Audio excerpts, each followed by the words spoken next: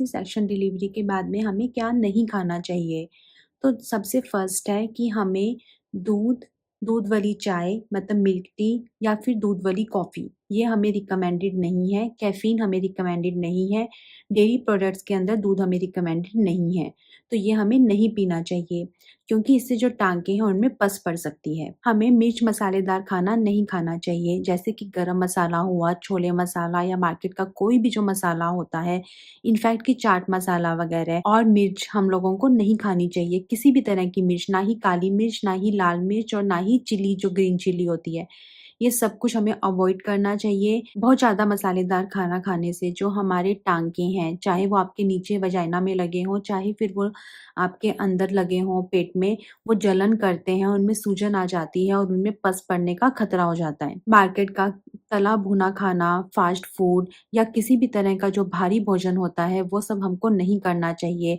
भारी भोजन में मैं आपको बोलूँगी जैसे कि राजमा, बैंगन, चावल, छोले, काले चने, बेसन, बड़ी, पापड़, ये सब चीज़ें इसके अंदर अलाउ नहीं होती हैं क्योंकि ये सब चीज़ें भारी होती हैं। हमारा जो डाइजेस्टिव सिस्टम है उसको पचाने के लिए बहुत मेहनत करनी पड़ती है और ये सब चीज़ें गैस भी बनाती हैं। बैंगन, पत्ता गोभी, फूल गोभी, इन सब चीज़ों से हमें गैस हो सकती है और गैस के कारण फिर क्या होता है कि आपको इंडाइजेशन हो सकता है। इसलिए ये सब चीज़ें आफ्टर डिलीवरी रिकमेंडेड नहीं होती हैं। इनफैक्ट कि कच्चे फल और सलाद भी स्टार्टिंग के अंदर सी सेक्शन डिलीवरी के बाद में नहीं दिए जाते हैं।